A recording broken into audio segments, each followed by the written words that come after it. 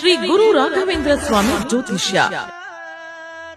ಮಂತ್ರಾಲಯದಲ್ಲಿ ತಮ್ಮ ತಪೋಶಕ್ತಿಯಿಂದ ವಾಕ್ಯ ಸಿದ್ಧಿ ಮಂತ್ರಸಿದ್ಧಿ ಪಡೆದಿರುವ ಪಂಡಿತ್ ಶ್ರೀ ಅಪ್ಪಟಾಚಾರ್ಯರು ತಾಂತ್ರಿಕ ಜ್ಯೋತಿಷ್ಯರು. ಶ್ರೀ ಸಾಯಿಬಾಬಾ ಹಾಗೂ ರಾಘವೇಂದ್ರ ಸ್ವಾಮಿಯ ಆರಾಧಕರು. ನಿಮ್ಮ ಸಮಸ್ಯೆಗಳ ಪರಿಹಾರಕ್ಕೆ ಇಲ್ಲಿದೆ ದಿವ್ಯ ಮಾರ್ಗ. ಡಿವೋರ್ಸ್ ಪ್ರಾಬ್ಲಮ್, ಅನಾರೋಗ್ಯ, ಪ್ರೇಮ ವಿಚಾರ, ಸಂತಾನ, ಸಾಲಬಾಧೆ, ಕೋರ್ಟ್ ಕೇಸ್, ವ್ಯಾಪಾರ, ಮಾಟ ಮಂತ್ರ ತಡೆ, ಶತ್ರುಕಾಟ, ಕೌಟುಂಬಿಕ ಕಲಹ, ಇನ್ನೂ ನಿಮ್ಮ ನಿಗೂಢ ಗುಪ್ತ ಸಮಸ್ಯೆಗಳಿಗೆ ಶ್ರೀ ರಾಘವೇಂದ್ರ ಸ್ವಾಮಿಯ ಮೂಲ ಬೃಂದಾವನ ರಹಸ್ಯ ಬಲಿಷ್ಠ ಪೂಜಾ ಶಕ್ತಿಯಿಂದ ಕೆಲವೇ ದಿನಗಳಲ್ಲಿ ಶಾಶ್ವತ ಪರಿಹಾರ ಶತಸಿದ್ಧ. ವಿಶೇಷ ಸೂಚನೆ: ಅಲ್ಲಿ ಇಲ್ಲಿ ಕೇಳಿ ಎಲ್ಲೂ ಪರಿಹಾರವಾಗದ ನಿಮ್ಮ ಸರ್ವ ಸಮಸ್ಯೆಗಳಿಗೆ ಇಲ್ಲಿದೆ ದಿವ್ಯ ಮಾರ್ಗ. ನಂಬಿಕೆಟ್ಟವರಿಲ್ಲವೋ ಈ ರಾಯರ. ನೀವು ಬಯಸುವ ನೆಮ್ಮದಿಯ ಜೀವನಕ್ಕಾಗಿ ಒಮ್ಮೆ ಸಂಪರ್ಕಿಸಿ ಶ್ರೀ ಗುರು ರಾಘವೇಂದ್ರ ಸ್ವಾಮಿ ಜ್ಯೋತಿಷ್ಯ, ಪಂಡಿತ್ ಶ್ರೀ ಅಪ್ಪಟಾಚಾರ್ಯರು. ಫೋನಿನ ಮೂಲಕ ಪರಿಹಾರ. ಮೊಬೈಲ್ ಸಂಖ್ಯೆ 9008111181. ಎಲ್ರಿಗೂ ನಮಸ್ಕಾರ. ನನಗೆ ಇತ್ತೀಚೆಗೆ ಬರ್ತಾ ಇರುವಂತಹ ಹೆಚ್ಚಿನ ಒಂದು ಕಾಮೆಂಟ್ ಅಂತಂದರೆ, ವರಮಹಾಲಕ್ಷ್ಮಿ ಹಬ್ಬವನ್ನು ನಾವು 21ನೇ ತಾರೀಕು ಆಚರಣೆ ಮಾಡಬೇಕಾ ಅಥವಾ 28ನೇ ತಾರೀಕು ಆಚರಣೆ ಮಾಡಬೇಕಾ ಅಂತ ಹೇಳಿ. ಯಾಕೆ ಈ ಗೊಂದಲ ಉಂಟಾಗಿದೆ ಜನಗಳಲ್ಲಿ ಅಂತಂದರೆ, ಕೆಲವೊಂದು ಕ್ಯಾಲೆಂಡರ್ಗಳಲ್ಲಿ ವರಮಹಾಲಕ್ಷ್ಮಿ ವ್ರತ 21ನೇ ತಾರೀಕು ಮೆನ್ಷನ್ ಆಗಿದ್ದರೆ, ಇನ್ನೊಂದಷ್ಟು ಕ್ಯಾಲೆಂಡರ್ಗಳಲ್ಲಿ 28ನೇ ತಾರೀಕು ಮೆನ್ಷನ್ ಆಗಿದೆ. ಹೀಗಾಗಿ ಯಾವತ್ತು ಆಚರಣೆ ಮಾಡಬೇಕು ಅನ್ನುವಂತಹ ಗೊಂದಲ ಜನರಲ್ಲಿ ಉಂಟಾಗಿರುವಂತಹದ್ದು. ನಾವು ಯಾವ ದಿವಸ ವರಮಹಾಲಕ್ಷ್ಮಿ ವ್ರತವನ್ನು ಆಚರಣೆ ಮಾಡಿದ್ರೆ ಶ್ರೇಷ್ಠ ಅಂತ ಹೇಳಿ ನೋಡುವಂತಹದ್ದಾದರೆ, ಈ ವರ್ಷ ಈ ಬಾರಿ ಏನು ಈ ವರ್ಷ ಬಂದಿದೆಯಲ್ಲ, ಈ ವರ್ಷದ ನಕ್ಷತ್ರಗಳ ಗಣನೆ ಲೆಕ್ಕಾಚಾರ ಹಾಕಿದಾಗ 21ನೇ ತಾರೀಕೇನೆ ವರಮಹಾಲಕ್ಷ್ಮಿ ವ್ರತಾಚರಣೆಗೆ ಅತ್ಯಂತ ಶ್ರೇಷ್ಠ ಅಂತ ಹೇಳಿ ಹೇಳಬಹುದು. 28ನೇ ತಾರೀಕು ಯಾಕೆ ಬೇಡ ಅಂತಂದರೆ, ನೋಡಿ, ಅವತ್ತಿನ ದಿವಸ ಪೌರ್ಣಮಿ ಬರುತ್ತೆ. ಪೌರ್ಣಮಿಯ ದಿವಸ ನಾವು ವ್ರತಾಚರಣೆಯ ಕಳಸವನ್ನು ಹೂಡುವಂತಹದ್ದು, ಮತ್ತು ನಾವು ನೆಕ್ಸ್ಟ್ ಏನು ಶನಿವಾರ ಈ ವಿಸರ್ಜನೆ ಮಾಡಬೇಕಲ್ವಾ, ಅವತ್ತಿನ ದಿವಸ ಕೂಡ ಪೌರ್ಣಮಿ ತಿಥಿ ಇರುತ್ತೆ. ಹೀಗಾಗಿ ಆ ಪೌರ್ಣಮಿ ತಿಥಿ ಇರುವಾಗ ಕಳಸವನ್ನು ವಿಸರ್ಜನೆ ಮಾಡುವಂತಹದ್ದು, ಹೂಡುವಂತಹದ್ದು ಎರಡೂ ಕೂಡ ಶ್ರೇಷ್ಠವಲ್ಲ. ಅದರ ಜೊತೆಗೆ 28ನೇ ತಾರೀಕು ಶುಕ್ರವಾರ, ಅಂತಹ ಶುಭ ಯೋಗದಲ್ಲೂ ಕೂಡ ಆ ವಾರ ಬಂದಿಲ್ಲ. ಹೀಗಾಗಿ ತುಂಬ ಚೆನ್ನಾಗಿ ಬಂದಿರುವಂತಹದ್ದು ಅಂತಂದರೆ 21ನೇ ತಾರೀಕು. ಅವತ್ತಿನ ದಿವಸ ನೀವು ವ್ರತಾಚರಣೆಯನ್ನು ಮಾಡಿಕೊಡುವಂತಹದ್ದು ಶ್ರೇಷ್ಠ.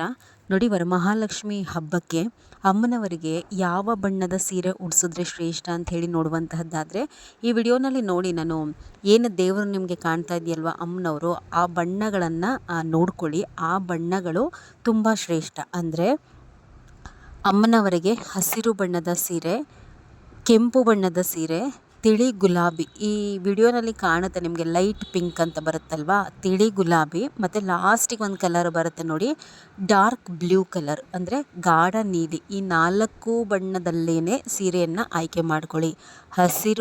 ಹಸಿರಿನಲ್ಲಿ ಲೈಟ್ ಗ್ರೀನು ಮತ್ತು ಈ ಪ್ಯಾರೆಟ್ ಗ್ರೀನ್ ಬರುತ್ತಲ್ಲ, ಪ್ಯಾರೆಟ್ ಗ್ರೀನ್, ಲೈಟ್ ಗ್ರೀನು, ಅದನ್ನು ಕೂಡ ತಗೋಬಹುದು.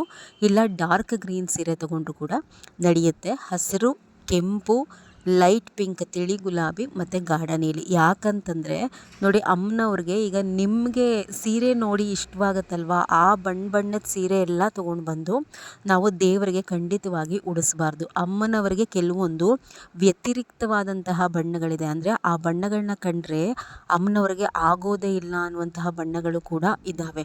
ನಾವು ಆ ಬಣ್ಣದ ಸೀರೆಗಳನ್ನೆಲ್ಲ ತಂದು ಉಡಿಸಿದ್ವಿ ಅಂತಂದರೆ ಇಲ್ಲದ ಕಷ್ಟಗಳು ಪ್ರಾರಂಭವಾಗುತ್ತೆ. ವರಮಹಾಲಕ್ಷ್ಮಿ ಅನ್ನುವಂತಹದ್ದು ನಾವೇನು ಆಚರಣೆ ಮಾಡ್ತೀವಿ, ವ್ರತ, ಅದು ಹಬ್ಬ ಅಲ್ಲ. ವ್ರತದ ರೀತಿ ನಾವು ಮಾಡಬೇಕಾಗತ್ತೆ. ನೆಕ್ಸ್ಟ್ ವಿಡಿಯೋಸಲ್ಲಿ ಶುಭ ಮುಹೂರ್ತ ಹೇಳ್ಕೊಡ್ತೀನಿ, ಯಾವ ಸಮಯದಲ್ಲಿ ಕಳಸ ಹೂಡಿದ್ರೆ ಶ್ರೇಷ್ಠ, ಪೂಜೆ ವಿಧಾನ ಎಲ್ಲವನ್ನ ಕೂಡ ಸರಿಯಾದಂತಹ ರೀತಿಯಲ್ಲಿ ಕಳಸವನ್ನು ಹೂಡಿ ಪೂಜೆಯನ್ನು ಮಾಡ್ಕೊಳ್ಳಿ. ಅದನ್ನು ಬಿಟ್ಟು ತುಂಬ ಅಲಂಕಾರ ಮಾಡುವಂತಹದ್ದು, ತುಂಬ ಡೆಕೋರೇಷನ್ ಮಾಡುವಂತಹದ್ದು. ಇನ್ನೊಂದೇನು ಅಂತಂದರೆ, ನಾವು ಮಾಡುವಂತಹ ವ್ರತ ಭಕ್ತಿ ಶ್ರದ್ಧೆಯಿಂದ ಕೂಡಿರಬೇಕು, ಅಮ್ಮನವ್ರಿಗೆ ಮೆಚ್ಚುಗೆ ಆಗಬೇಕು. ಅದನ್ನು ಬಿಟ್ಟು ಈಗ ಅರ್ಶಿನ ಕುಂಕುಮಕ್ಕೆ 10 ಜನ ಕರಿತೀವಿ ಅಂತೇಳಿ ಅವರು ನೋಡಲಿ ನಮ್ಮ ಮನೆಯಲ್ಲಿ ಎಷ್ಟು ಚೆನ್ನಾಗಿ ಹಬ್ಬ ಮಾಡಿದ್ದೀವಿ ಅಂತೇಳಿ ಅತಿ ಡೆಕೋರೇಷನ್ ಮಾಡುವಂತಹದ್ದು. ಅಮ್ಮನವ್ರಿಗೂ ಕೂಡ ಮನೆಯಲ್ಲಿ ಏನಾದರೂ ತುಂಬ ಒಡವೆ ಇದ್ದರೆ ಎಲ್ಲ ನಿಮ್ಮ ಒಡವೆಗಳನ್ನ ಹಾಕುವಂತಹದ್ದು, ಅಥವಾ ಅಮ್ಮನವ್ರ ಮುಂದೆ ತಟ್ಟೆ ತುಂಬ ಹಣವನ್ನು ಇಡುವಂತಹದ್ದು. ನೋಡಿ, ಬಂದವರು ಇದೆಲ್ಲ ನೋಡಿದಾಗ ಒಂದು ತಿಳ್ಕೊಳ್ಳಿ, ಯಾರೇ ಆಗಲಿ ಅದರಲ್ಲಿ ಮನಸ್ಸಿನಲ್ಲಿ ಒಂದು ಹೊಟ್ಟೆ ಉರಿ ಅನ್ನೋವಂತಹದ್ದು ಬರುತ್ತೆ ಹೊರತು ಅಯ್ಯೋ ಇವರು ಚೆನ್ನಾಗಿದ್ದಾರಲ್ಲ ಚೆನ್ನಾಗಿರಲಿ ಅಂತ ಹೇಳಿ ಯಾರೂ ಕೂಡ ಭಾವಿಸೋದಿಲ್ಲ. ಮೇಲ್ಗಡೆ ಎಷ್ಟೇ ನಗುಮುಖ ಇದ್ದರೂ ಕೂಡ ಹಿಂದೆ ಈ ಹೊಟ್ಟೆ ಉರಿ ಅನ್ನೋವಂತಹದ್ದು ಇದ್ದೇ ಇರುತ್ತೆ.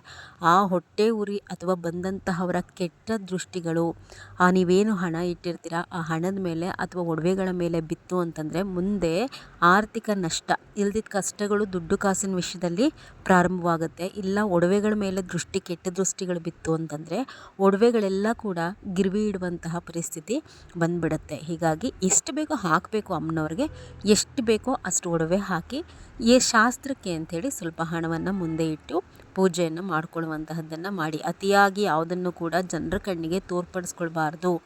ಜನರ ಕಣ್ಣಿಗೆ ಕಲ್ಲೇ ಸಿಡಿಯುತ್ತೆ ಅಂತಹದ್ರಲ್ಲಿ ಮನುಷ್ಯರು ಯಾವ ಲೆಕ್ಕವೂ ಅಲ್ಲ. ಇನ್ನು ಅಮ್ಮನವರಿಗೆ ಸೀರೆ ಉಡಿಸುವಾಗ ತುಂಬ ಪಿನ್ಗಳನ್ನ ಬಳಸಬೇಡಿ. ಅಂದರೆ ಸೇಫ್ಟಿ ಪಿನ್ನೇ ಇರಬಹುದು ಅಥವಾ ಗುಂಡು ಪಿನ್ಗಳನ್ನ ಸಿಕ್ಕಲ್ಲೆಲ್ಲ ಚುಚ್ಚುವಂತಹದ್ದು ಸೀರೆಗೆ, ಇದೆಲ್ಲ ಮಾಡಬೇಡಿ. ಆ ಪಿನ್ ಅಂತಂದರೆ ಅದರಲ್ಲಿ ಕಬ್ಬಣ, ಮಹಾಲಕ್ಷ್ಮಿಗೆ ಕಬ್ಬಣ ಅಂತಂದರೆ ತುಂಬ ವಿರುದ್ಧ. ನಾವು ಆ ಕಳಸಕ್ಕೆ ಸೀರೆ ಉಡಿಸಿ ಅಮ್ಮನವ್ರನ್ನ ಅದರಲ್ಲಿ ಆವಾಹನೆ ಮಾಡ್ತೀವಿ ಅಂತಂದಾಗ ಅಲ್ಲಿ ತುಂಬ ಕಬ್ಬಣ ಇತ್ತು ಅಂತಂದರೆ ಅದು ಒಂದು ರೀತಿ ನೆಗೆಟಿವ್ ಎನರ್ಜಿ ಆಗುತ್ತೆ. ಪಿನ್ನನ್ನು ತುಂಬ ಹಾಕೋದ್ರ ಬದಲು 1 ಅಥವಾ 2 ಪಿನ್ನನ್ನು ನಾವು ಬಳಸಿ ಕೂಡ ಸೀರೆಯನ್ನು ಅಮ್ಮನವ್ರಿಗೆ ಉಡಿಸಿದ್ರು ಕೂಡ ನಡೆಯುತ್ತೆ. ಇದು ವ್ರತ ನಾನು ಹೇಳಿದೆ ಅಲ್ವಾ, ಮೆಚ್ಚಿಸುವಂತಹದ್ದು ಬೇರೆಯವ್ರನ್ನ ಬೇಡ, ಆ ತಾಯಿಯನ್ನು ಮೆಚ್ಚಿಸೋ ರೀತಿಯಲ್ಲಿ ಆ ವ್ರತವನ್ನು ನೀವು ಮಾಡಿಕೊಳ್ಳುವಂತಹದ್ದನ್ನು ಮಾಡಿ. ಮುಂದಿನ ವಿಡಿಯೋಗಳಲ್ಲಿ ವರಮಹಾಲಕ್ಷ್ಮಿ ಹಬ್ಬಕ್ಕೆ ಸಂಬಂಧಪಟ್ಟಂತೆ ಇನ್ನೂ ಹೆಚ್ಚಿನ ಮಾಹಿತಿಯನ್ನು ಕೊಡ್ತೀನಿ. ಎಲ್ರಿಗೂ ಕೂಡ ನಮಸ್ಕಾರ.